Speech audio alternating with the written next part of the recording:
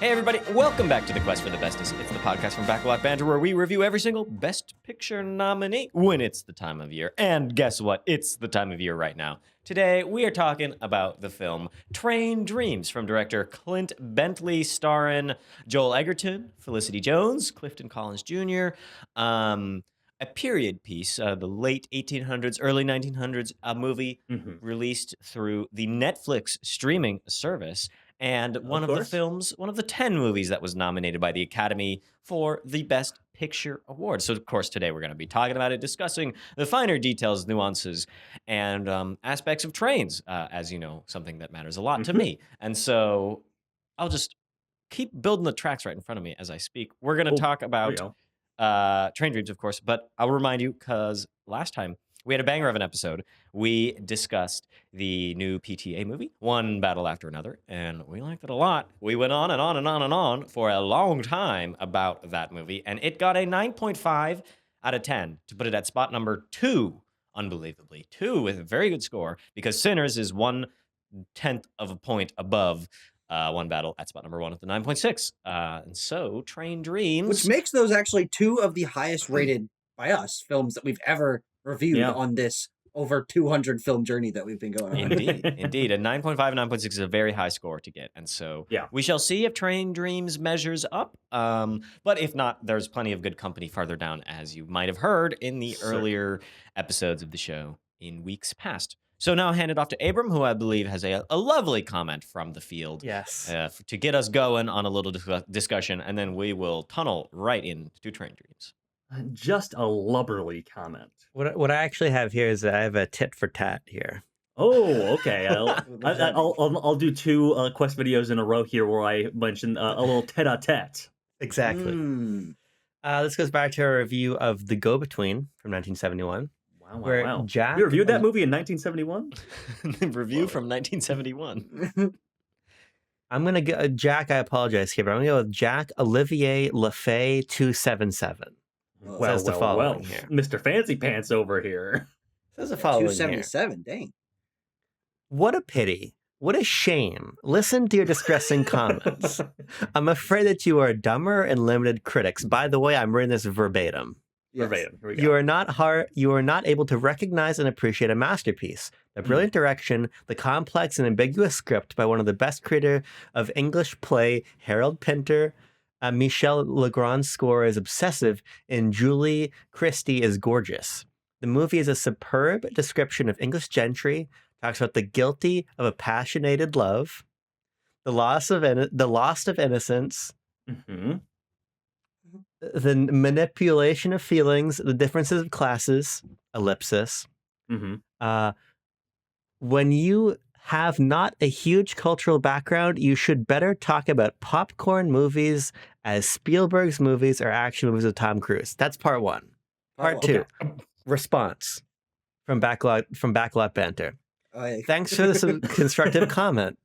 We've been reviewing hundreds of classic films for 6 years now, so I think we'll keep doing what we're doing, challenging ourselves and expressing our subjective thoughts in these artistic works. Glad you love The Go-Between.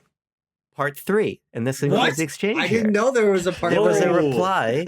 It was a reply to the creator comment, which says, "I believed you, but I'm afraid you didn't understand or digest what you've watched for 6 years ago. When we hear the poorness of your arguments." What? We didn't watch the movie 6 years ago. I think he's saying that. I think what Jack Olivier whatever is saying. Olivier Lefay.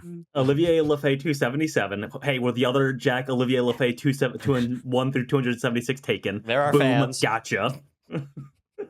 What I will say, I believe what Jack is saying there is we have not grown our critical abilities over that course of that 6 years. I would strongly disagree. Go watch a 2020 October 2020 episode of Quest, and it's going to be a very different experience. I promise. Yes, because we made poor arguments in that Go-Between episode. Now, I will extend an olive branch and say, yes, well, I believe you are quite rude, but that is well within your rights as a YouTube commenter. You are allowed to be rude, and often they are, except for the comments we read out. I feel like most that we read out on the show are nice. I will say that, in reading that comment and then, not watching our review back, but also, just reminding myself of the go-between, I was like, yeah, I mean, I might like it more on like a rewatch. It was early on in the Palme d'Or quest, it was still some like shifting over into this type and era of films. So perhaps we might look on it with kinder eyes, but I don't foresee a future where we end up doing that in any way, shape, or form. Here's what I'll say. I'll say three things. I want to say three things. Thing one, Jack, I read your comment verbatim, mostly to try to get a rhetorical advantage over you. If it's full of errors because you don't speak English as your first language, I apologize, and you did a good job. But if you're just illiterate, though, then I win. Okay, point two. Point two. I think The Go-Between is one of the worst episodes of Quest for the Bestest. I distinctly remember having dinner with my girlfriend's aunts, having a couple beers, having a big burger, and falling asleep 2 or 3ri times watching that movie. Sure. So I'm not saying I put my best foot forward in that review. That's part two. Part three, I think that there's a fair argument that a lot of our reviews lack substance for movies that we don't come from the culture of. And I think that that's a fair criticism every time somebody in a higher age bracket comes in the comments section. Certainly. I think that that's understandable. But I think part of the fun of Quest for the Bestest is that we come and we do work that nobody else is doing, which is applying a different and, frankly, yes, to be fair, somewhat uneducated lens to a lot of films from different time periods. Somewhat and uneducated. different sort of cultural histories. But we all went to school for this shit, so... Yeah. So we're coming here, we're being earnest, we're doing our best. If we fall short, it happens. We like to find out. We like to find out. Here's the last thing I'll say on the matter. And we like to fuck around, I just want to say. Yeah, we love doing that on these. This is a review of Train Dreams, and we've only uttered the name of the film, I think, twice now. So, the last thing I will say on the matter is that, Jack, I think that you, as presumably an older film lover, can agree that even, subjectively, objectively, however you want to slice it, there are some snoozers of those kind of, high society dramas of the era, okay? For us, this is perhaps one of them. Perhaps you view that as unfair, but there are also films akin to that we have reviewed on the Palme d'Or version of Quest that we quite enjoyed. So, take a grain of salt on everything, I suppose. Ultimately, we digress. Ultimately, we ultimately. digress. We digress. I'm going to regress. Collectively, I believe that we would digress. Yeah, I would tend to agree. What culture would you say we are chat? from, fellas? Which great nation America. do we? Boy, howdy, I would say we're from that American culture. American culture and them Western logging, train building, ranching, That's homesteading true, yeah. culture that happens This to is be a little the bit setting. more northwestern, a little bit more Yes. northwestern than any of us have really become familiar with, but God, I hope I don't live in Idaho. Let's talk about Train Dreams. It's Tanner, pretty easy to control. that's pretty Yeah. easy to control. But you never know, Tucker. The future is uncertain. But No. the plot of this movie is pretty certain. Tanner, what happens? Sure. So this is the story of Robert Grenier, who is a logger who lives, yes, in early 20th century. Is it Washington or Idaho that they It's say like he the lives Washington, in? Oregon, Idaho, Yeah, corners zone. They make a point of saying that he never Big really Apple. travels more than like 50 miles from his homestead, basically, in the Pacific Northwest, logging country. And it is really we get a little bit of a cradle to grave of him. It's quite, truncated, and we're largely concerned with his mid to late age as he, meets his wife and starts a family and really ultimately starts to become a little bit more aware or self-conscious about his place in the world, his place in the universe, his own mortality, and the things that befall him, the tragedies that befall him and the people around him. And what does it all mean, ultimately, for someone who is viewing a country that is rapidly changing around him, and a man who doesn't have a lot of grounding or knowledge to base himself in all of that? What is this man, this quite simple man's life worth amongst all of it? That's really what Train Dreams is concerned with. A film that I quite enjoyed. Let's just kick it right off, Tanner. Keep going. You quite enjoyed. Sure. And And this is my second time watching it. I will say I enjoyed it slightly less on a rewatch, which is not something I often say. But I did find it to be perhaps a little bit more slight this time around. I wasn't as wowed by it, so I'm interested to hear thoughts from all you folks who did watch it for the first time. But I think it is a beautiful film in terms of the scenery and the cinematography. I think it's quite excellent. I think Joel Egerton is quite excellent. His performance is soft and very enveloping and very welcoming towards this film that is concerned a lot with, a little bit of like simplistic existentialism, which I find really fascinating. Again, I wasn't perhaps as, intrigued by it, didn't find a lot of depth to that on a rewatch, but I think it is there in a film that, accomplishes a lot of things in like just over 90 minutes, honestly. Like, the readout on Netflix does like an hour 45 or whatever, but this is But the credits honestly are like rolling. an hour and Yeah, it's like an 93 hour and minutes or something. 35 minutes. Yeah. Which it's quite efficient in its storytelling too. Abram, you're up next. What did you think? I love a shot of a tree being felled. Oh, Beautiful. sure. Beautiful. I think this movie is beautiful in many senses of that. I think that just like luxuriating in what's his name? Adolfo Ver something as a cinematographer. Oh, I'll find out. I got you here. I thought you were really wrong about the main character's name. No. Cinematography by Adolfo Veloso. Veloso. Yeah, I think that this is the most beautifully shot movie of the year for me. I was really taken by how it looks, and I think that the sort of in part because of a score that's really at the front of the movie, there's this real palpable sense of emotion that sort of has me watching it with like an egg in my throat. It's not a movie that moved me to tears, but it is a movie that constantly had me feeling very vulnerable and very empathetic towards it and towards Granier and the tragedy that befalls him and his family. I don't really know that this one is going to stick with me particularly long. I think it is for all of its rawness and its natural beauty and its composed beauty. I don't really think that there's much for me to grab onto beyond that. So I don't know. I like it. I certainly like Train Dreams. Yeah, sure. Tucker, what did you think? Yeah, I'm also a fan, and I think that this movie operates in a very different way than most movies do. And I think this is why I like having 10 Best Picture nominees. This is why I like really digging into these, is being able to watch these very different films and appreciate them for succeeding at their own intents. We haven't gotten to it yet, but F1 is still coming up, and that's about as far away from this movie experientially as you can get. Except for Carrie Condon. Except for Carrie Condon. Great. True. But I mean, this is one of the most like meandering and poetic movies I've seen, and it lulls you into its own sense of rhythm in a super compelling way. The slow and very like rich narration is very distinct. We don't get that very often.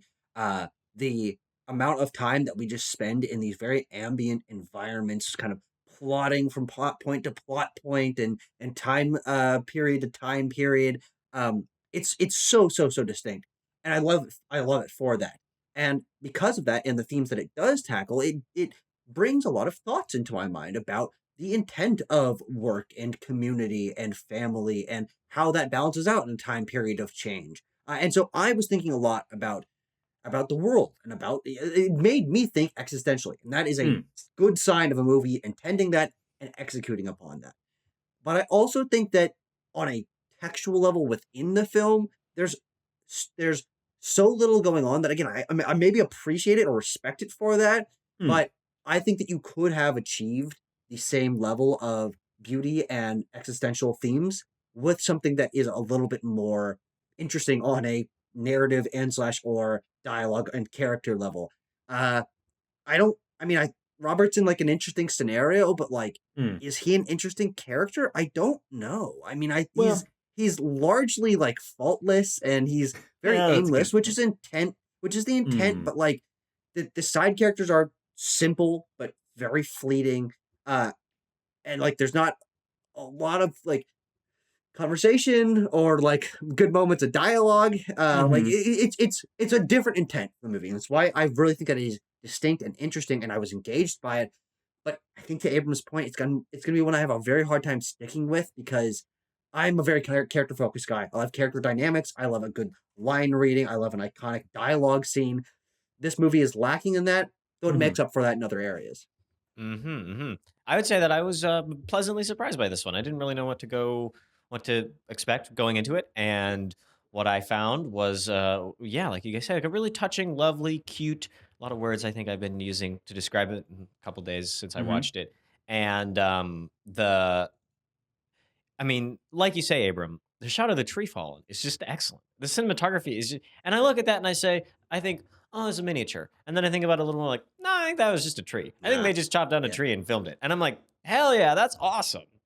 And this love story I found to be very affecting, actually. And, it's not all that often that we're like getting just not like a by the books or straight down the line kind of romance, but this is a romance with traditional elements that I understand and meet cute and the development and then the tragedy, and this tragedy that the film sets upon us a couple of times really affected me. I found myself quite emotional while watching this one. Wildfires and stuff freak me out, so I don't really like it's like, okay, a little personal history in that. But the by and large, just the beauty of this one, I'm undetermined. I can't decide if I like or dislike the narration because, on the one hand, right, I find the narration towards the beginning of the film to be prescriptive and literal, of which are things I generally ding narration for. I don't like it when it's telling me exactly what I'm looking at because I'm like watching and paying attention to this movie as opposed to what Netflix believes the average viewer is doing. And so, but at the end of the movie, it's not. It's beautiful. It's lyrical. It's and yet the source material. I feel the source material in this too. I haven't read the novella, Sure. or Novella by. Hang on one second. I can get the original writer's name, Dennis Johnson. But that came out like Tucker's got a hand up. Yes. What makes a novella different from a novel? Shorter. Fucking book. It's short. Okay. Length. Fair enough. And so how much shorter? A novella is 50, 60 pages, maybe 80 pages, maybe. Yeah. I was too young to really, when that novella came out, but I guess it was kind of sensational or whatever. And so I am, I guess, waging the inside of me. There are two critics, and the one who's like, "Rah, I hate narration," and the other one's like, "Rah, narration is good when you're like playing with the idea of a book turned into a movie." So I think it can be a little light on themes and side characters, but some of these core elements like really resonated with me, and so I quite enjoyed watching Train Dreams. It was like sat up from watching it in the other room and was kind of like, wow, I watched quite a movie just there. I had no clue I was stepping into that. Yeah, I mean that's exactly how I felt the first time I watched it too, Timo. So it certainly leaves an immediate impression, certainly. But also two things on what you said. A, not too much on my boy Will Patton, who is the narrating voice for this film. Not too much on my boy Will Patton. I'm not complaining about the speaking. I'm complaining about the writing. Okay, fair enough. And also, second, just to clear the air, because we are talking about the other Netflix film nominated for Best Picture this year. Unlike Frankenstein, this was an acquisition by Netflix. So this is not one that they sort of had from the ground up. They did not have their fingers in the pie during the editing or the writing stages of this one. Okay. This is a Sundance Film Festival that they bought. Gotcha. I wonder for how much. And it feels like it. Yes. Yeah, it's pretty Sundancey, yeah. Yeah. Tucker, before I have you pose us a question or a topic area, I actually want to shift this segment much further than we normally do. Is this an advertisement for Cabo Bob's? I mean, you're holding oh, yes. forward facing. Logo out. Logo out. I want to finish my sentence and take a sip. Before we get into the episode, I have something to tell you. A word from our sponsor. No, I want to hear, Tanner, what this film was nominated for. We normally kind of tag that on at the end of the episode, but let's begin with this time. Yeah. So this film is nominated for. It's one of the lesser nominated films of the Best Picture lineup. It is, of course, nominated for Best Picture, but also for. Best cinematography, which we all basically praised, it sounds like. Best adapted screenplay, as mentioned, adapted from the novella by Dennis Johnson, and best original song for the Nick Cave song that scores over the credits of this one. And it's good. It's a And good it's one. good. It's a good one. Not being performed at the Oscars ceremony, there are only 2 of the nominees for Best Original Song that are being performed there, which at a certain point, I'm like, I get that you nominate all 5, but you're really only interested in giving the award or hearing on the telecast the Sinner song and the K-pop Demon Hunter song, but also pretty shitty move to the other 3 nominees to be like, well, yeah, that's You don't nice. have a fucking chance. Well, you're not Thank you gonna for win. your work.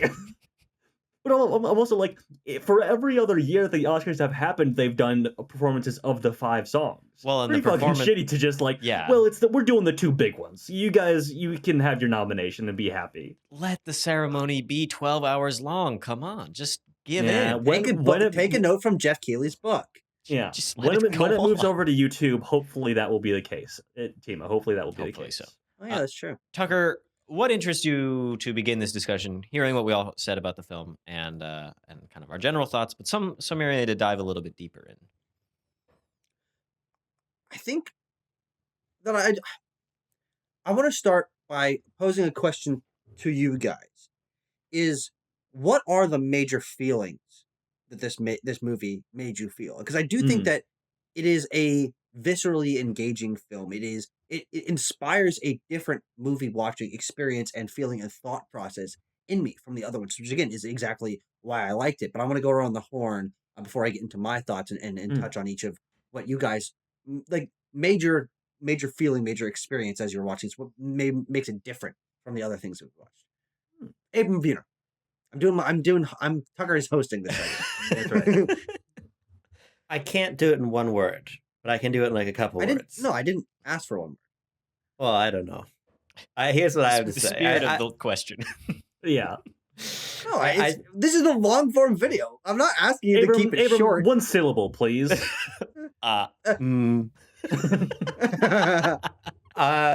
think that there's just I think what's so interesting to me about the movie, to your point, Tucker, is that there is a real sorrow to it, but it largely doesn't break the surface.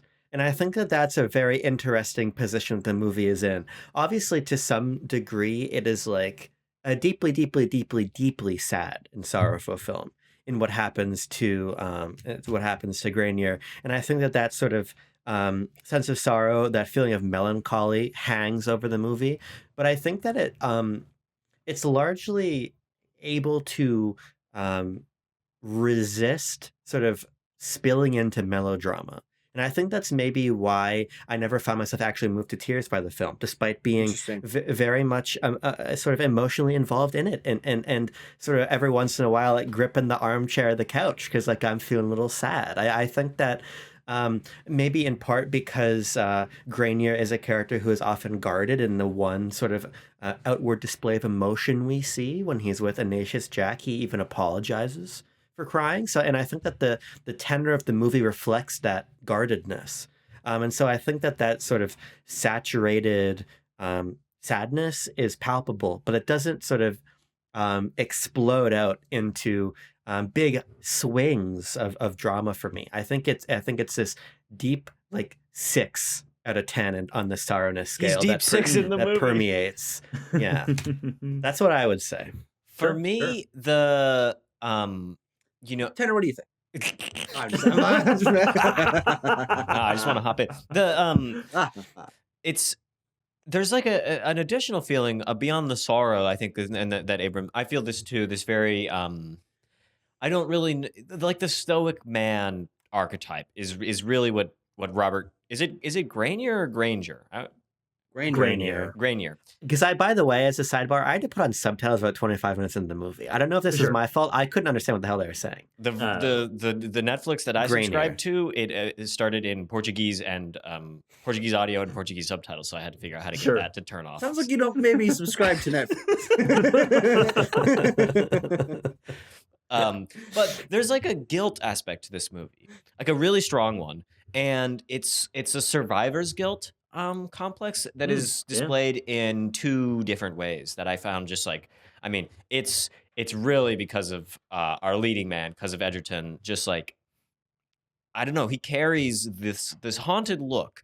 And the thing that really struck me about this film was that that it's about today, that it's not about hmm the late 1800s and logging Yeah, and, it's about environmentalism not or about trains. 1920 or whatever. No. Sure. And it uses the historical backdrop of the Chinese Exclusion Act in the Western hmm states. And having grown up in California state history, this is actually like, I can't believe I'm going back to fourth grade here, but the construction of the railroads, the clearing of the frontier, the logging of the timber, this was hard immigrant labor. And this movie doesn't really shy away from the fact that at one point the immigrants were wanted and needed desperately, and then the next point they were wanted, they were expelled and kicked out, the Yep. Chinese immigrants.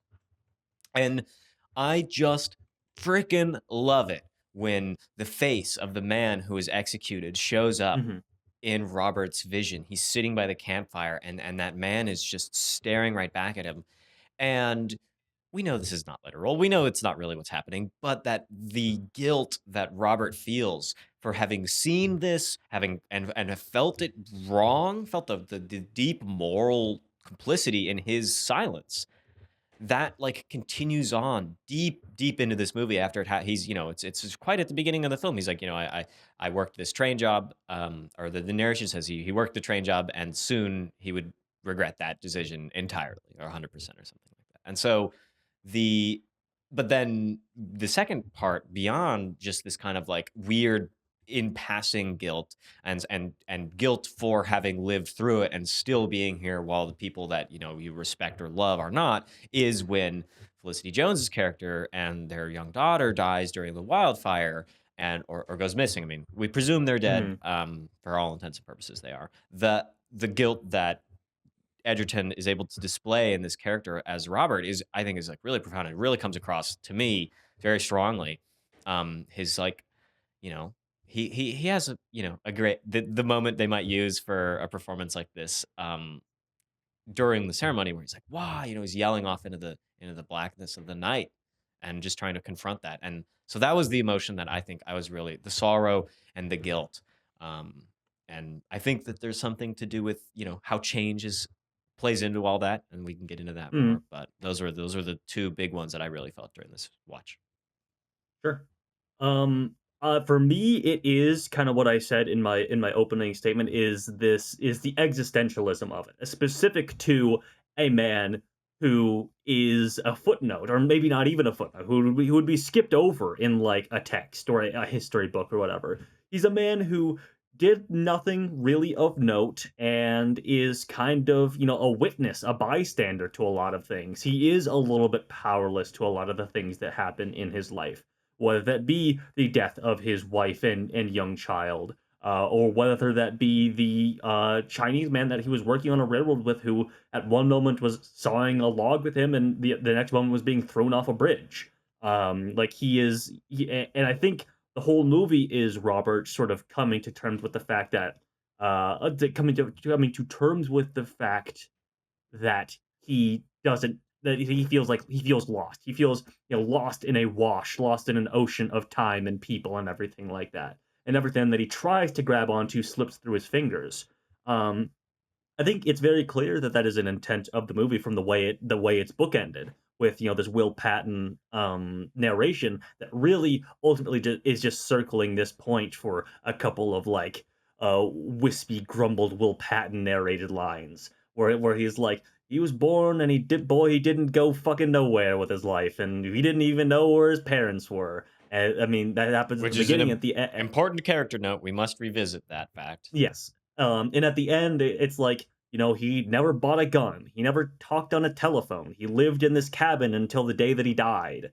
In the 60s, in Until 1964 or whatever, Yeah, he lived in a cabin I in the think. 60s or whatever. Yeah. He saw a man go into outer space on a television, like, and then he's still living in the cabin from 1915 or 1917 or whatever, whenever it was built.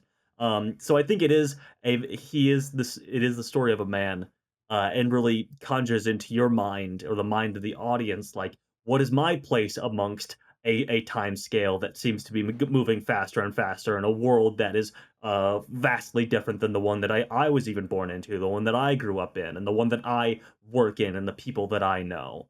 All of that. I think it actually is a change from the novel, just because it popped into my mind when Tima brought it up, with the immigration things that are happening here.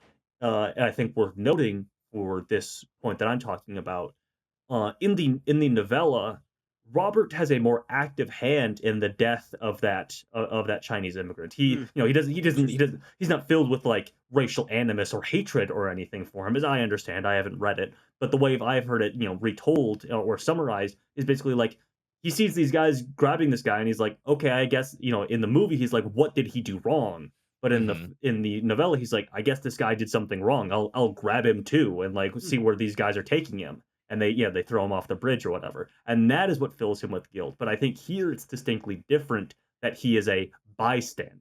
He feels like he had no power, or he let his opportunity to change something go. Yeah. So then back to you, Tucker. What did you feel? What were the emotions you picked up on during your viewing?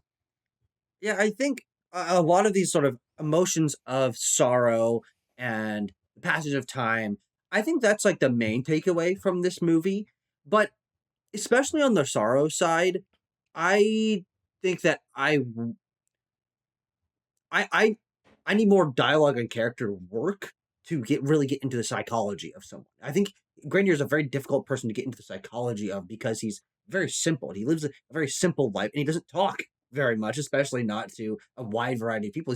He's not challenged in conversation very often, which is where in most films and in life you learn the most about who someone truly is when their point of view is challenged, and they have to then express that verbally. So that side of the movie, I know, is the prevailing sentiment that many people get from this, but I had a hard time associating as much or strongly with that.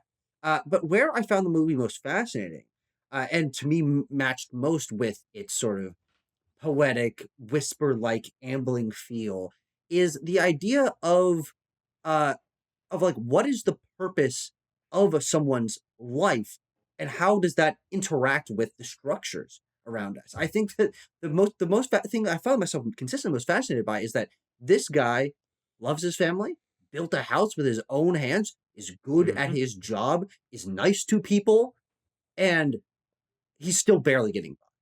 And the fact that he is in this structure of a very, very specific kind of job that is seasonal and has a lump sum pay at one time, and then hard to find work in the middle ground, but he's good at it and committed to it. But in the meantime, between those seasons, what is he going to do with his time? He's picking up odd jobs.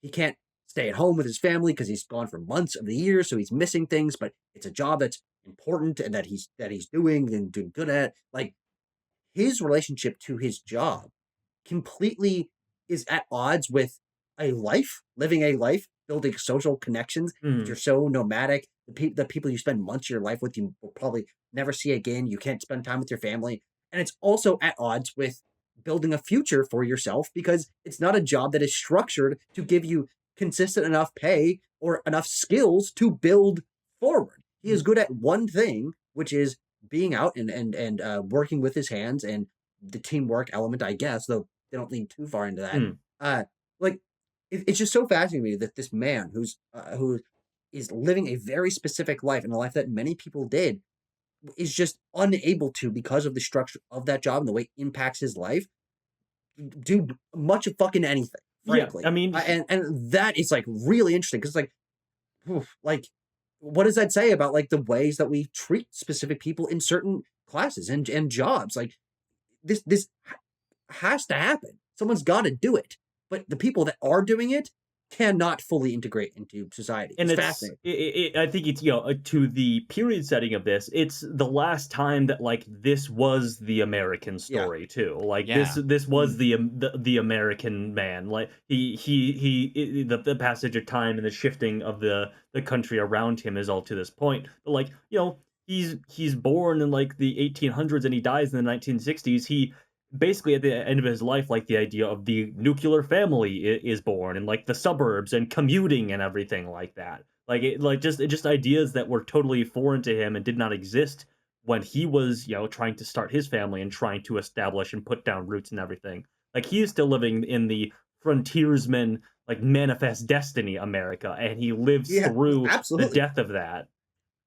And that's what I think is, again, the most impactful part of this movie to me, is the fact that I honestly, as it started, could have told you this was like the early 1800s. Like, I have no idea like what the time scale on this is. And then as you get like a flash forward shot of him in a train with like light bulbs, I'm like, you serious? Like, I spent the rest of the movie like wrestling with like, whoa, like there's this whole world out there. We think of history through the tales of these cities that spring up and when they're founded and the technologies that are founded. But there's people out there whose entire lives did not intersect with this shit. And so when he sees a television, he's like, huh? And then he just goes about it the rest of his life. What's that fella up to? Yeah. But like the time scale of this, I found so fascinating. When it says 1968, I'm like, my dad was he dies the same year that Watergate happens. Yeah, but again, we think about history through these very like urban centric stories of the technologies and the cultures and the working people that are in these towns, whether that is like, a very crowded or like an 1800s like a town springing up and it's like the community of people like working in the small shop or whatever, or like being a cowboy and interacting with culture in that way. Like this guy was living when there was like big metropolitan cities and like films existed and like all this shit, and like there in multiple world wars that he's just like not even seemingly aware of. Yeah, I mean he's aware of them when we never talked about it. They mentioned the Great War, obviously, but yeah, they don't really mention World War II though. Right. Yeah. Which is crazy, because like I can't think of many movies that take place in this time period that aren't heavily about World War II. Yeah. The thing that you mentioned, Tucker, that kind of got my gears turning was thinking about, okay, well, so the film isn't very melodramatic. We've established that. So like, where is our drama and our conflict living? And I think you nailed it in it's this man versus occupation is the conflict of this movie, because it is the key that unlocks his meals. Essentially, it's required to live his life, to have a job, and he is a lumberjack. As he's and he's, I think that's okay. And that's I sleep all night and work all day. The identity that he takes from his job, I think, is extreme. He is very like tied into the idea of as a woodsman, a forestman. Like, this is what he does. This is what he knows. And that becomes very obvious at one point in the film, that this is largely incompatible with the life that he actually wants, living with his daughter and his wife. And yet, in that moment, they kind of have a little bit of a fight, Felicity Jones and Egerton. And I'm like, well, right. So that the solution is to like go get a different job. And I was like, okay, so he better go get a different job. To build a different job. To build a farm that you can then take to building something bigger in the future, and then get the sawmill. And okay, that's actually where his skills lie. If he were to run a sawmill, maybe he would be better at that, but it would take years of work. And he's a very structured guy. He's a very simple guy. I don't know, like, again, the idea of challenging yourself. I don't know if he could run a farm for multiple years in order to get to that. That's kind of what I was thinking I'm getting at, is that like once he realizes that his job is incompatible with the life he wants, he then next realizes that he is incompatible with the different type of job. That he is, until the advent of the chainsaw and the mechanization of the logging, like he is basically at home in the trees and at home with the roughnecks. And like, even though the longing for his family and his daughter is strong, and they're in his land and his craft, the house and all that. But that's kind of where I derive a lot of the conflict of this film is like Robert's relationship to the work that he's doing, how the world's changing the work. I find this conversation about like the value of logging and that some of the guys in the Minnesotans, I like their inclusion in this. You Minnesota boy. Oh God, we got to talk about William H. Macy. We got to talk about him. Oh yes, we do. but like these convos about trees and we're cutting down 500-year-old trees here, and Mhm. the Minnesota boy is like, yeah, but you haven't traveled. I've traveled. I've been up to Alaska. I've been all around. There's enough trees to have a 1,000-year Reich of cutting down trees. By the And time we're done, we cut down that last one. The first one we cut down, we all sprouted up again. and these conflicting worldviews about just in this little microcosm of this little occupation that is becoming, it's clear that this is, you could blow this out to be part of the whole rest of, I mean, just think about like you said about this epoch here, 1880, let's just give it a number, to 1960, a span of one human's life fundamentally altered the world in a, we can't imagine Right. how different it was at the I beginning will of his sit there life and I will think about the fact, I do this like monthly. I sit there and think about the fact that almost everything I look around, like the meaningful technologies and systems that I interact with have all existed for less than 100 years. Or even if we extend it out a bit, like, fucking cars and electricity and like film, like that's even not that much older than that. Let me make a claim Okay. here, because I think this is all interesting, but I don't think the movie itself has anything interesting to say about any of this. Okay. I don't either, but I think that this is the purpose of this movie is to, in my mind, my experience, is that I've never really been pushed to think about these things, and so showing that this is an element of history, that on face value is thematically engaging to me. Yeah, no, 100%. It's not to take away from your engagement from it. It's more to say that I just don't think that the movie has any revelations to it about any of this stuff. No. Like it is 100% interesting. No, I agree. Yeah. That from when he was born to when he died, the shape of America in the face of the world broadly changed quite significantly. I mean, when my dad was born around the time that he died. When my dad was a kid, he lived without electricity, like on a farm. It's pretty amazing when you talk to people who are much older than us, the stark differences between their childhoods and their even young adulthoods or whatever. So like I agree that this is like, it's provocative, but does the movie have anything to say about any of this? And No, I just don't know if it does. I think a lot of it comes out of, the visceral reaction that we're talking about, of seeing him like walk into Spokane, Washington, and see the space travel on the TV, and for the audience reaction is like, damn, that's crazy. I think crazy how crazy that is.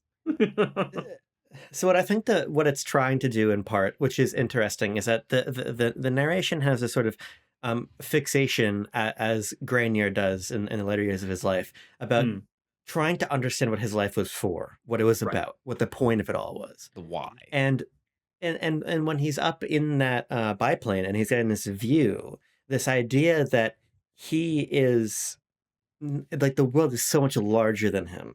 All of that being put in perspective, this sort of mundane beauty, this beauty in everything around him that Aaron Peoples is telling him about at one point that we cut back to at the end of the film.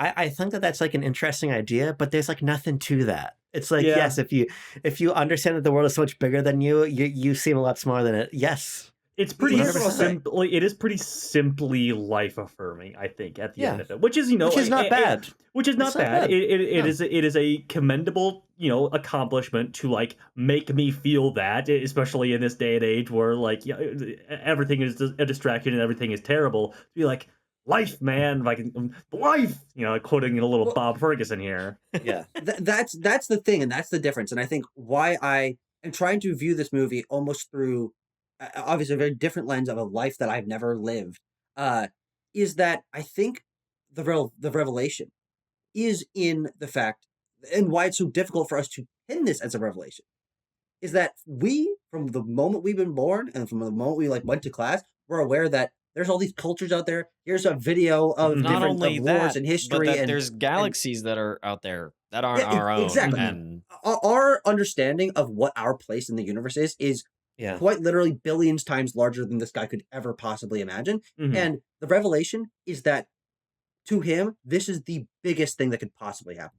This realization is like completely alters the way that he even thinks is possible for the world to be understood. And so, like, I think that the gap and I was like, what? Because I think you're right. What does the movie have to say about it? I think what the movie has to say is that if you had this kind of life and were to find out that there are planes and that there's space and that there's all these other cultures and things, that this would be the biggest possible thing that could happen to you. And that to me kind of makes up for the fact that I'm not getting too much out of this, but it's a very much a experiment Yeah. in challenging myself to think about what the life of someone would be like that wasn't aware that people could fly and go to space and all this shit. It's like, Sure. actually, that's the biggest thing that could happen. Yeah, and like I see what you mean, because I think that the film is like uniquely interested in making you try to empathize with Granier from many perspectives, whether it's through the position of the camera, through the narration, through the performance of Egerton. You are really, as best as you can be, into a man that is this stoic and this sort of archetypal. You get about the best shot as you can possibly have at understanding him 100%. And I think that it dials you into that mode, and also just like the very spacious cinematography. I mean, a lot of the shots here, it's not that they leave headroom. It's like that. It's like they leave like Everything 5 room. million headroom. Yeah. The horizon's skyscraper in the room. middle of the frame. It's boring as shit. Let me tell you, this movie's never boring as shit because it also has like the most worm's eye views I've ever seen in a movie. Yeah. We're always down there by the fucking ferns down there. and so like I get that it certainly primes us to think in the way you're thinking, Tucker, and I think that that's what's most interesting about the movie. But to me, it also, in some parts, suggests a failure of the film as well, because what we're talking about really is revelations that are yes seeded through particular shots and through editing early in the film, but really unfold in the last 10 or 15 minutes of it. Certainly. The lion's share of this movie is not concerned with this. And I think that to me indicates a little bit of a failure in getting us particularly close to his relationship with Gladys, because that is the movie for 75 of the minutes. So yeah, That's definitely true. And to tie it into what Timo was mentioning, because I think where this ties in to when we started talking about job and man versus job, I guess. Me every day. Man versus wild, you know? Micro type movie. Where it intersects with the romantic relationship is that also he is in a very unique position to where he is one of the few guys who has this kind of lifestyle that also is trying to balance that with living a more homely life, and that he has a family and he built a home and he is back there for good chunks of the year. Almost everyone else that we run into that runs in the same life is just a vagrant. They're just living out in the wild. They go from job to job. They don't have a place to return to. And that's another point of conflict when we're talking about where the conflict in this movie is. The conflict is that he has his identity is split very, very evenly.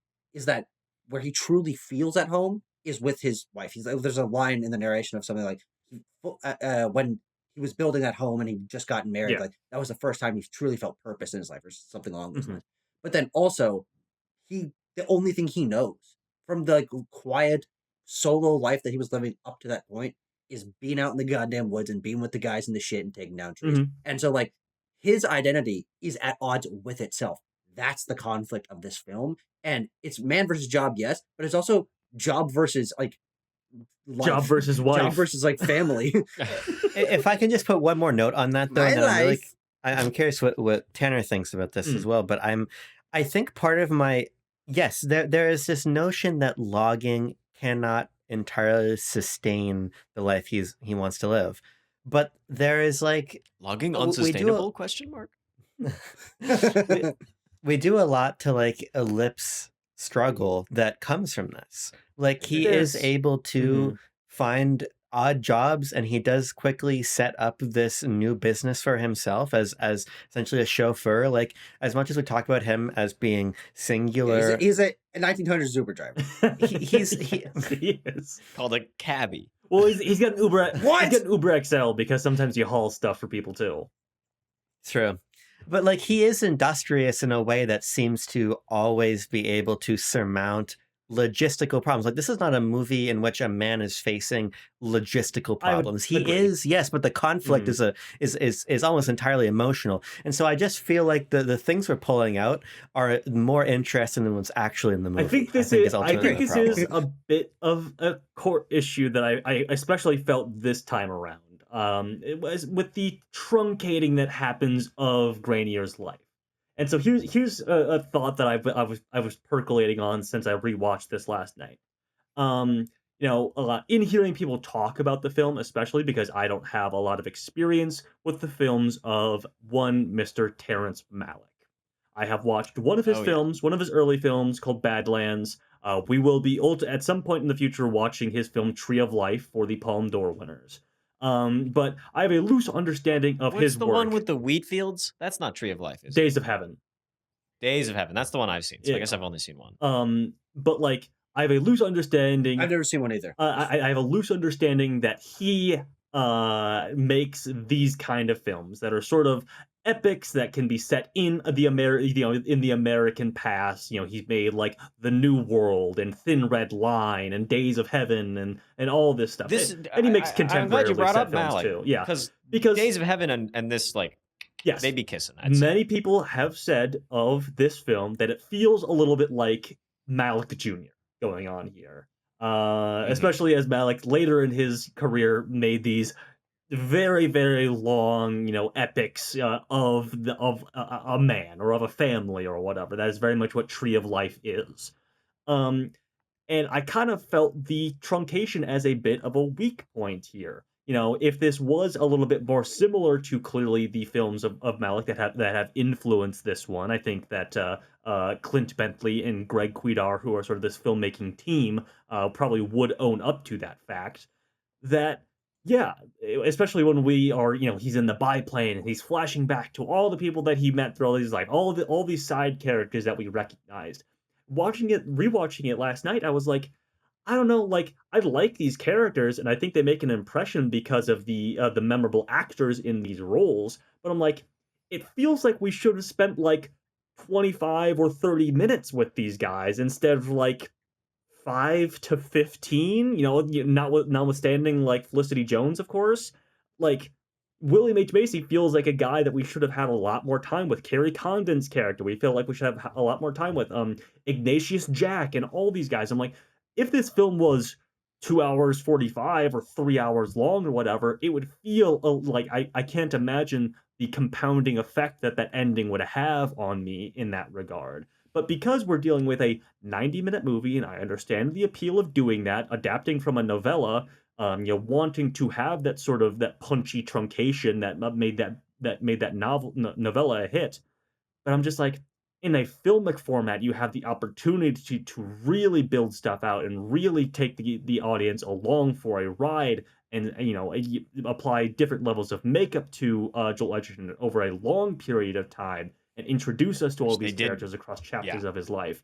Whereas the Train Gyms that exists is effective as it is punchy. Like this doesn't feel like a film that like it feels like it should earn that adjective. But on a rewatch, I was like, this does like move at a clip really steadily. And I think it has its weaknesses, especially when you move like directly from the death of Arn Peebles to the giant fire that he comes home to immediately after that. Yeah, it's a pretty big 1-2 punch, Mhm. and and that moment is like, okay, well, those are the two side character relationships that I feel are developed and I understand, and I'm like, it's like Ignatius Jack shows up, and this is a heart wrenching scene, and yet I'm like, weren't they just like transactionally related? like the They like do shopkeep or business whatever, with each. yeah. He's like they do business with it, and now they're like, well, either we have this magical native character Well, who yes. is just going to come and do things out of the good of his heart because of his That guy, by the way, want to background. point out, is also in Sinners. So he's in 2 Best Picture nominees Yes. this year, Oh, as yeah. is Carrie Cool. Condon. Shout out. Yeah. And so it's just like, so we have that's kind of, I'm at odds there. I hear what you're saying with the, like it's thin is what is kind of the adjective I've been using. We get it with Robert's character, and we get this kind of, we develop this romance I think is done well. I really feel the romance. but what point do we have? Why are we doing that? We are setting that up to take it away, and it works to take it away, but without the supporting elements of like, yes, like what's all the other elements of this world? What can the other elements of this world, aka the side characters, teach us in the movie? And it just doesn't go there, is what I feel like. Yeah, you know, it's interesting, right? Because Tucker mentioned at the beginning of the conversation, like this notion that to him it felt very poetic. And I think that this notion of poetry is important to the way we're talking about the film now, because there's this idea in poetry writing that you're trying to take out any word that isn't essential, and you're trying to only leave the images and the turns of phrase and the pieces of punctuation and the words you need to evoke this meaning. And I think that Train Dreams is doing that. And I think that it is doing that through a lot of really useful and beautiful and interesting visual language. I mean, I think that one shot that I don't think it opens the film, but it's in sort of the first few shots, is the boots nailed to the tree that have become overgrown. And obviously we come to learn after the accident that kills 3 of the loggers what those boots in the tree means. And so these images of so these images of death are prevalent, and this sort of idea of the natural sublime and this reverence for nature and the scale of it is communicated by the camera. The thing about the sublime is terrifying. The sublime 100% is great, but it doesn't make you feel good. It makes you feel like a little ant. And that's why I think that the film is effective in what it's trying to do, because in the marriage of this notion of feeling like swallowed by the natural world and in awe of it, and also at the whims of it, is very palpable in the text of the movie. It's very palpable in the imagery of the movie. And so I think that it is working to, ellipse, but also to have this very steady visual through line from the start of the film to the end of the film to kind of keep you anchored. And even if we're moving fast, like these ideas are prevalent throughout. And so I don't think, like, it's weird because I don't know that it felt like it moved that fast to me. You were saying before that to you it felt like it moved fast, but to me it actually felt like I was watching this movie. Definitely that's probably the case. Sure. Again, I didn't feel it the first time I watched it. This time around, I was like, this really does. The plot points come pretty quick. Well, because my thing is, like, I had to, sometimes I have to pee. We all do. It's nothing to be ashamed of. You should be ashamed, to be clear. And so I was like, oh, I'm just going to hold it. Shame him in the comments. Yeah. Little piss boy. I was like, I'm just going to hold it. The movie's about to be done. But then I'm like, wait, I'm in my own house. It's Netflix. I can just pause it. I'm not going to miss anything. And I pause it, and I'm like, there's 50 minutes of the movie left. I think that, like, for as much as it is trying to ellipse, as much as Grounders is trying to cover quickly, I think that these sort of overarching ideas are so static that it doesn't actually feel disjointed. It doesn't feel like it's rushing. I just keep coming back to the idea that it is poetic in this way. It's poetic in its specificity, but I also think it's not super interesting. I think that ultimately, like, that's my takeaway from a lot of the material here, of the relationships, is like, yes, it works. I think that structurally, to me, it works. I just don't think it's interesting. I think that there's a tension for me between the craft and the emotion and, like, the emotive quality of this, and then the actual degree to which I'm that stimulated by these relationships or that provoked by these relationships. And I will say, I think there's one very clear reason, especially in my mind, and it's because Robert's not that interesting of a guy. I mean, he lives a distinct life, one that I'm not familiar with, one that I'm interested to learn about, and I'm engaged by the fact that I don't know what this life is like. Let's see what it is like. How does someone go through a life like this? That's about as deep as it goes for me, because he's not a particularly textured character. I mean, the only thing that really engages me on a deeper character level with him is that his family dies and he has to deal with that. And that is a complicated thing that changes the face of someone's life and does make them, I think him sort of as a hermit with these dogs moving from moving from job to job, that kind of thing. I think that's the most textually interesting character element of him.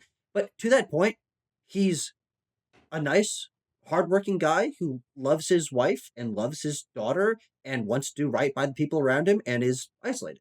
These are incredibly simple and essentially all positive character elements that make his narrative, I think, for me, a lesser interesting version of what this movie could be doing, where I'm able to, as I'm looking at my recording here, yap for Yeah. almost 20 minutes about like the things it makes me feel and the topics and the existentialism and the world and like life and work and culture.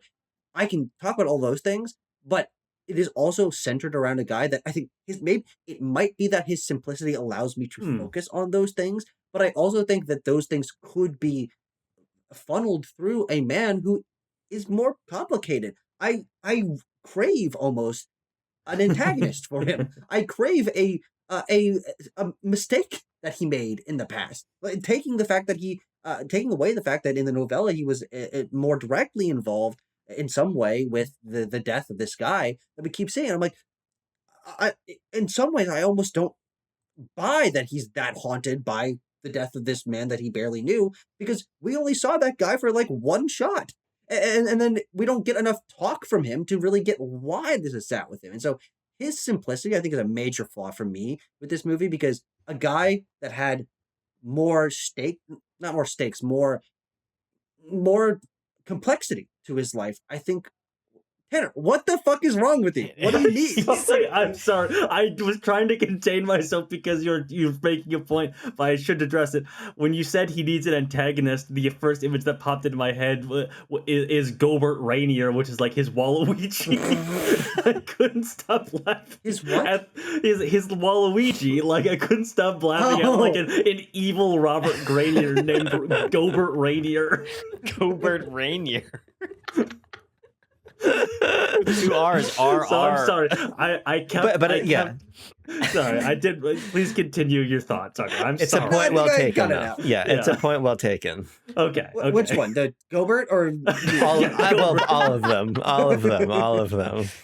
I was thinking, okay, so what do you guys think about Robert? And my I think you're right. my I think you're right. assessment that he's not a particularly interesting guy. I'm gonna I think, levy again- the one bit go of ahead, interest that we get is that his that he truly is orphaned in an extreme way. Like, we don't know, he doesn't know anything about his parents, but like, you're right, he doesn't reflect on that. He doesn't reflect on that when he himself is a parent. He doesn't, I think, I don't want to get like too. I wish that narrated impacted on- him more, because like if he was more impacted by this, and maybe it made it more difficult for him to establish this relationship that he has with his he's wife. like halfway we don't absent see that. too. Like, he's only there half the year or whatever, and he remarks on it. But because our mode of learning in this movie comes through the narration, we don't get the self-realizing character moment. We don't get the moment where the character like gets halfway through a sentence and then like is gonna say something, but then realizes that the truth is much different, and then they say the truth. And that is an important moment for understanding a character and a psychology. Like you say, Tucker, it's a little hard to get into this guy because like any self-respecting 1800s man, he will not talk about himself. Yes. And so it's like, I don't know, it's the setting, but it's also like we make up the setting. It's a movie, so you could change it enough to make the character talk about themselves a little bit, maybe. Let me put this out there though, right? The narration. I'm open to a narration. Sure. All right. I'm Yes. I'm willing to entertain one. And I think it's interesting to think about who the narration is from. The narration is not from Granier. The narration is from I don't think we even American know. hero Will Patton. Sure. It's from And- the and book. part of the show, Will Honestly, Patton. that's what I interpret it as. He's the It's, coach of the Titans, as we all know, and we will remember forever the night that they played the Titans. We'll remember it. Your point, Timo, is interesting because I think the narration is working in part to kind of get us ready for the end of the movie where Granier himself realizes how small he is. Because I think the narration works in a way to make him to put a lot of distance between me, the viewer, and Granier, the character. He is a character whose life we are seeing as told to us by a narrator who has driven a wedge between me and Grenier. And I think that that is an interesting choice. I think it's a choice that serves sort of the conversation we had at the beginning of this episode. But I don't think, to your point, Timo, I don't think it's a choice that serves our investment in him in a lot of the more interpersonal scenes. I mean, my favorite scene in the entire movie, personally, is a scene of a brilliant performance with him and Felicity Jones when they are kind of roughing out the perimeter of their cabin, and they are and we're looking down on them, and it's this beautiful big shot of the field. It reminds And me of they're The kind of- Founder. You remember that shot from The Founder when they're like laying out the Tucker, first you're so McDonald's? right. It is just like Sorry, Reminds me of playing sorry, Minecraft. Abram. It's okay. It's okay. I haven't seen The Founder. And So we're saying better movie. Some would I love. Yeah, I'm saying that. I love The Founder. I love this sort of exchange they have about pretending to have a door, and he's pretending to be amazed by this house, and it feels very intimate, and it feels very personal, and it's interesting because we are still, like the narrator, distanced from them. We are up above them. We are looking down on these people. We are far from them. We are watching their life from a distance, and yet the performance feels so genuine because I think that both Egerton and Jones really do. I really do believe them. I don't need the narration in those early scenes to understand how much they care for each other.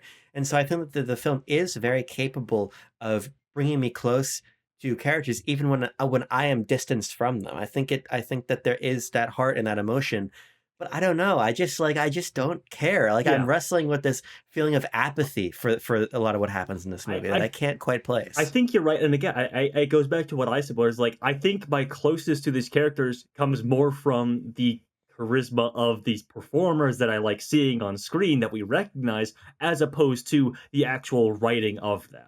I think this. It is true of Robert Grenier, to go back to that for a moment, because I think the attempted profundity, for your mileage may vary on that, is in his simplicity. Of course, that is the goal of the film, even with the changes from the novel around his like guilt or whatever. That is the attempt. There is that he is a simple man who is racked with guilt for something that he had no kind of hand in.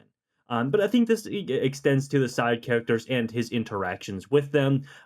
He's trying to mine something out of these relationships a little bit, as someone who is something of a blank canvas, something of a blank slate. What I think of his moment in the tent with Arm, Arn.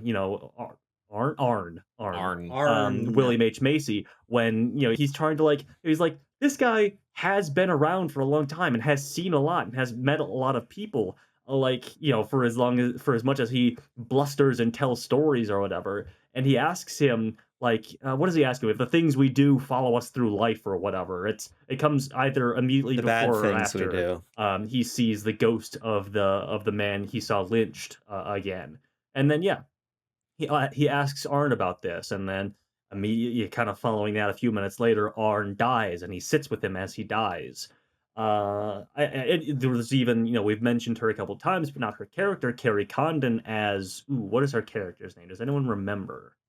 Ooh, let's see. Claire. I'm gonna have I to got go. it. Claire, who is Deep on IMDb right this now. woman who arrives to him years after his wife has passed, who could potentially be something of a romantic interest for him, but he seems more interested in her, and the film is more interested in her as like a woman who is worldly, who has worldly knowledge, especially about like science and history, and is a sort of like late 20th century, 21st century woman who has a job and like lives on her own and doesn't need a husband or anything like that.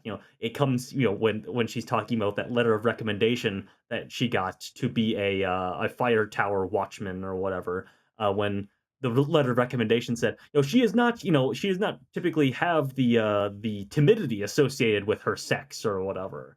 And that Robert is kind of fascinated with her from that standpoint, as well as her talking about like where the valley came from thousands of years ago. Like it is all sort of context that he soaks in from the people around him. Well, she's, I mean, Yes, but then she also is a widow She is. herself, She and is. so that Mhm. they have that exchange, which is sort of their longest moment Mhm. together as they're looking out, and he's sort of opening up to her as even saying, this is the first time I've spoken to you about this relationship I had with my family and still have with their memory. And he asks her if he's crazy, and she says, I understand what you're going through, and nothing you do now is crazy. And so they have that sort of personal connection too. And so there is sort of a reading of like what Carrie Condon's character is doing in the story, which is kind of inhabiting the two sides of Grenier as well, this sort of notion of time and history larger than Mhm. us, and then also this sort of personal reckoning with this grief that Timo was mentioning far earlier in our conversation. And I think that's interesting, but again, it's like, what does she really provide to the story that Grenier didn't provide himself Sure. in some I think ways? there's just And interest in the episodic nature of these people passing through Grainier's life. yeah, I think Mhm. that's obviously how the movie is kind of yeah, laid out, whether it be something with impact or whether it be just like a memorable scene, like what's the like the guy who's obsessed with the Bible or whatever, and like how that story ends pretty abruptly. Like that's just a scene that kind of sticks with you. Yeah. yeah.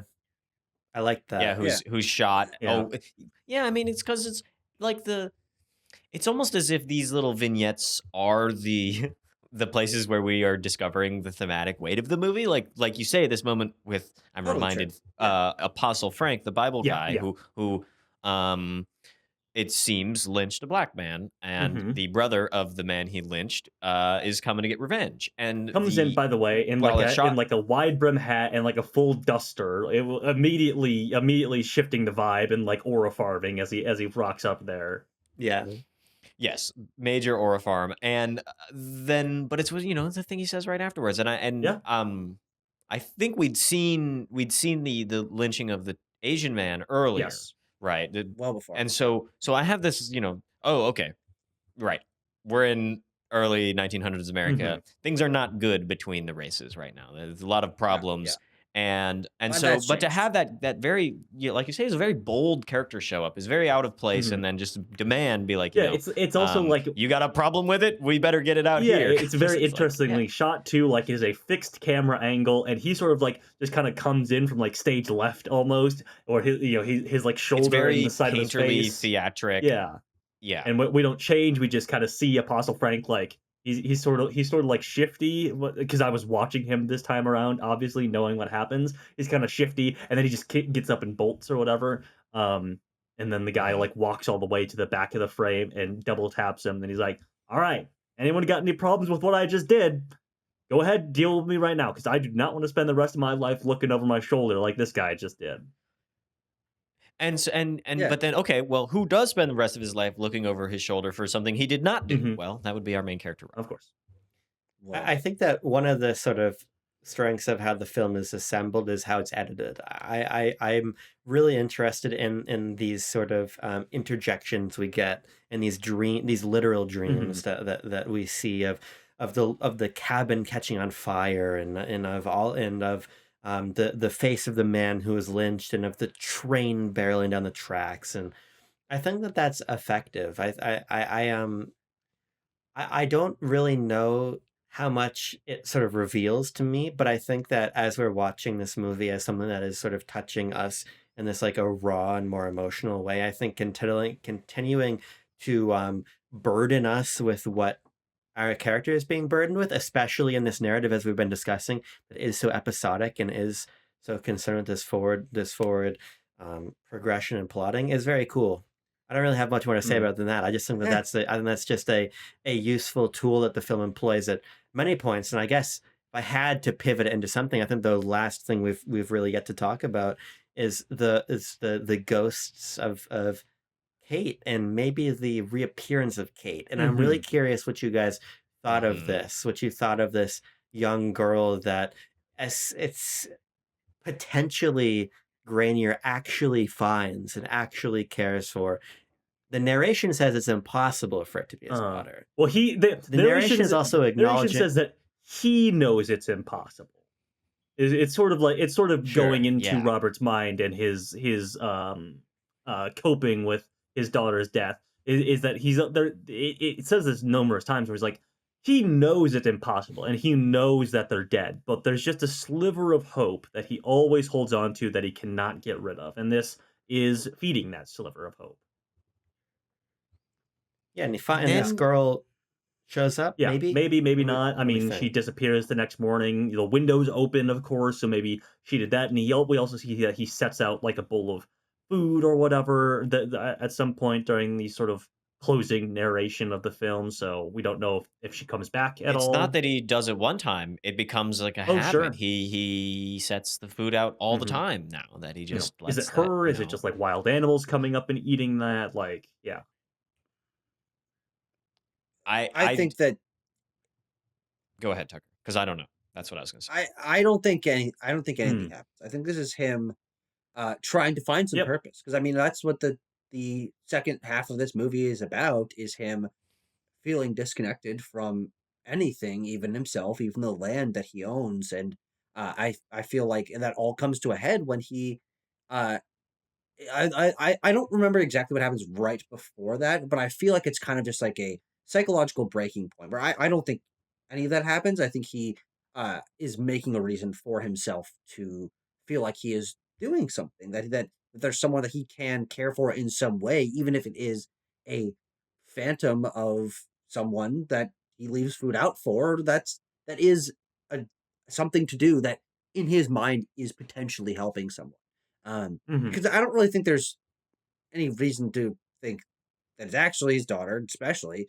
But I also don't Yeah, really think there's it any doesn't- reason to think that there was actually a girl there in the first place. Like Yeah, he's way out in the goddamn sticks. How would someone wander up here? Like there's you know, no. at the age his daughter just appeared, logically, like how would she have survived in the woods and become feral? Like she was literally like 1 or 2 years old. No, Like, yeah. she wouldn't have Yeah. been able to fend for herself. Yeah. Yeah. I don't know. It's Yeah, it- I just go ahead, Timo. Well, I mean, I'm just going to keep mumbling that I don't know, because I find that, you know, Mhm. when we see the shot of the window open, Yeah. He left the I goddamn mean, window. It's not. who left the like that? You're, He was like, how could that have happened? How could it? Well, it's like, you know, I think the movie, like we said, is ultimately not all that concerned with logistics. Like, logistics are Right, not the right. principal focus of this movie. And so to hinge on the logistics seems a little to miss the point to me. But also we're shown the logistics. We're not shown the logistics elsewhere. We are shown it And in this moment. the movie doesn't dwell on this at either. It doesn't dwell on a lot outside of like the Yeah. core question, the core conflict of Robert Grenier, what's his place in the world, like what's his purpose, that kind of thing. Otherwise, it doesn't dwell on a whole lot.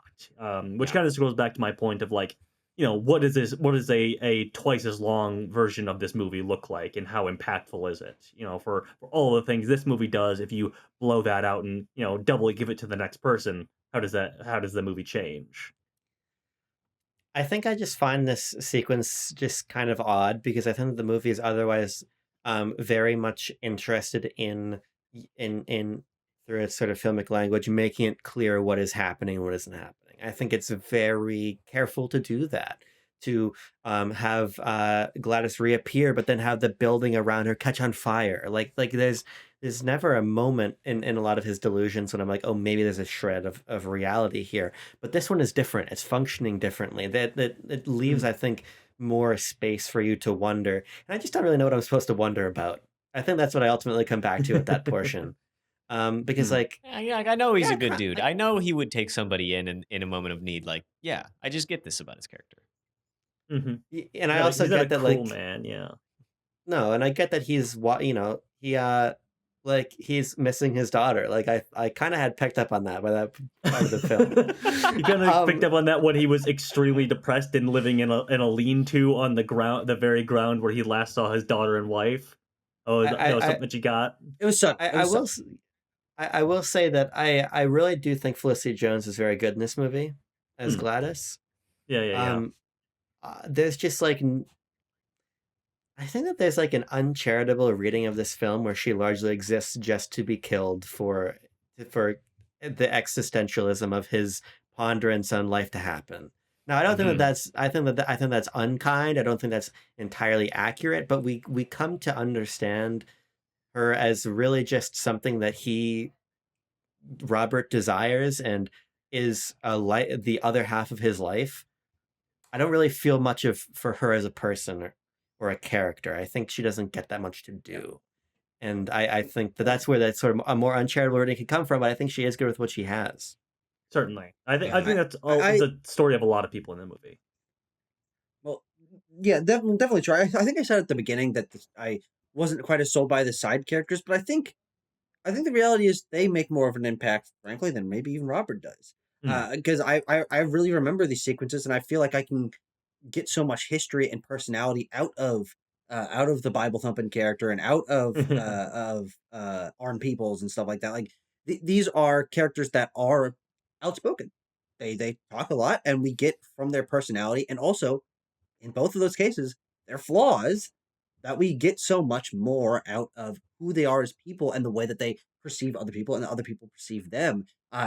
Robert is such a quiet character, and he's again largely faultless, that I find him very slippery to get a connection on. And I think I feel the same way about his wife and child as well.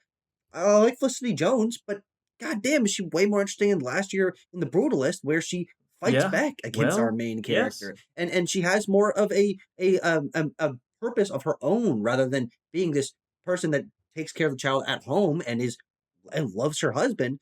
But again, I think she kind of parallels the issue that I have with Robert of like they have a great relationship. You know, they barely fight. Like even the fight that they have, I'm like, okay, I can see both sides, and neither of them are mad at each other. Like really, like they're and with his child, like you know, baby, barely a toddler when she passed away, but Mm.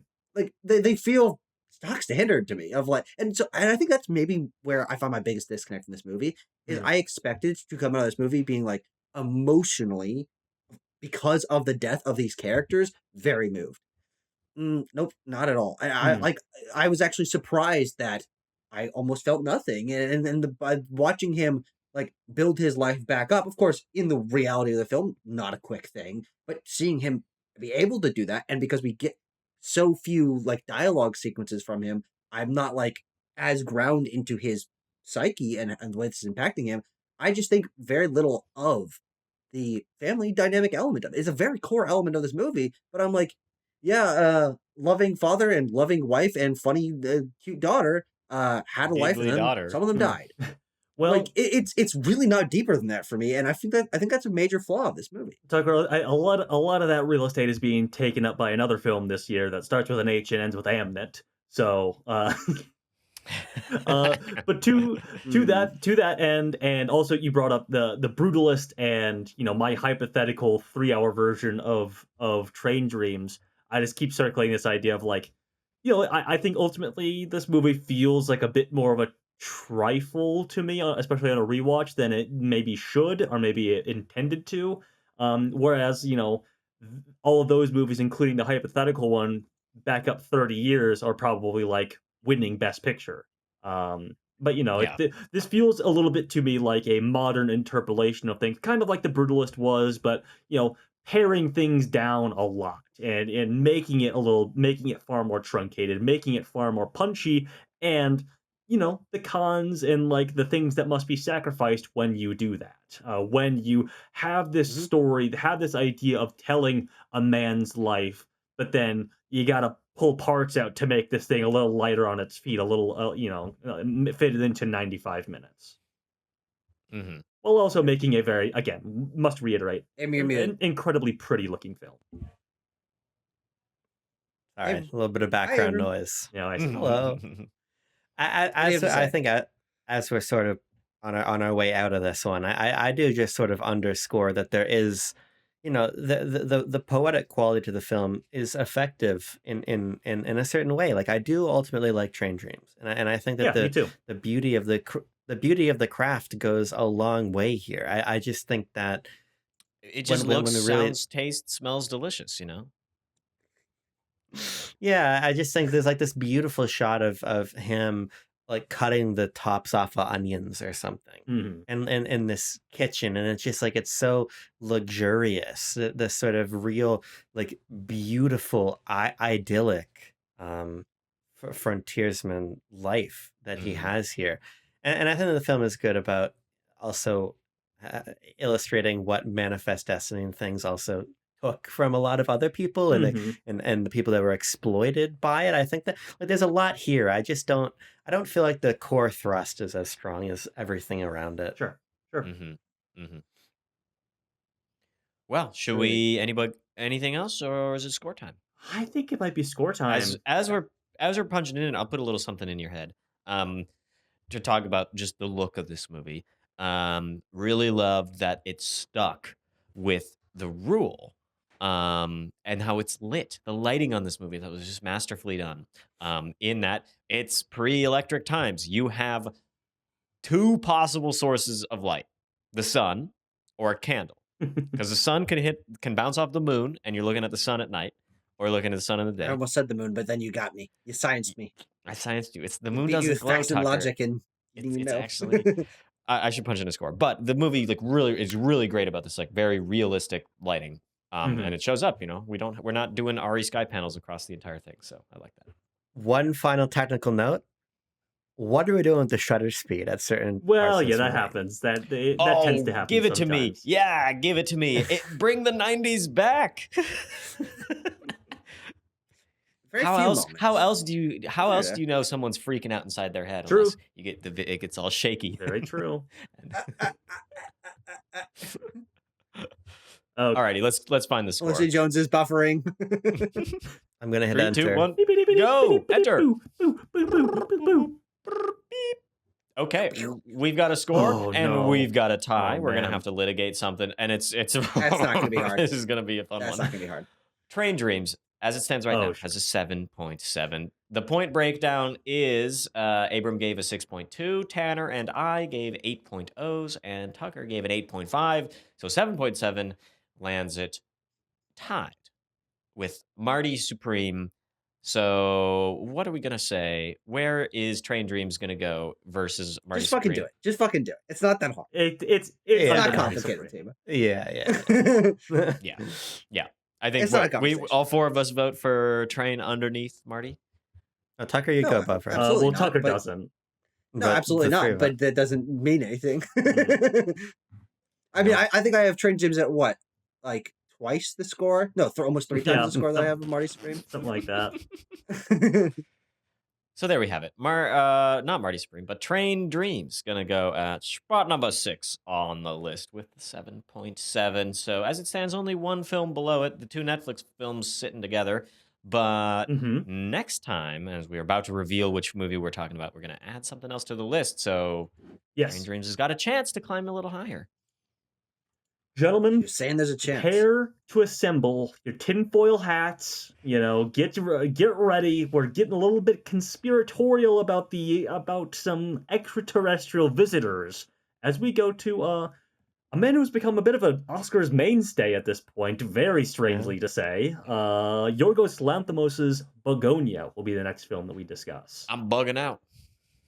He's bugging out, Stavros is dude. in this one. That's all I know about Stavros. it.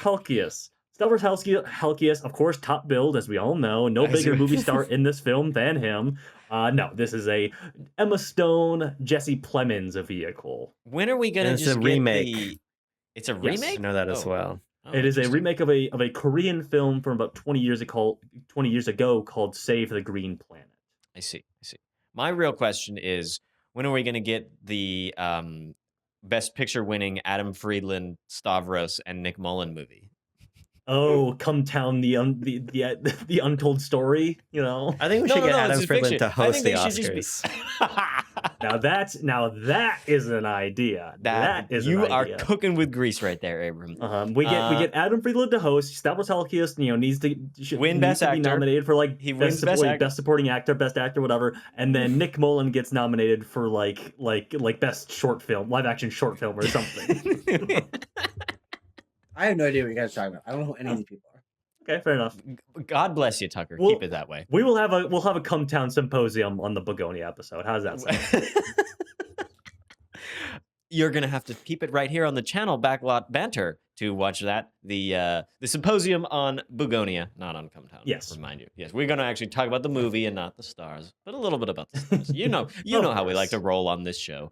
Thank you guys for talking about Train Dreams. I guess I'll round out my thoughts by saying that I was mediumly pleased with the train action in this one. Yeah, I thought we not could have a dealt with a lot of little more stuff train. happened. Could have used a little more Yeah. train Yeah. for a movie with it in the title. But Yeah. I digress. So, that's going to do it for me. Thanks for talking. Write your comments down below and stay cool. Keep warm. Peace.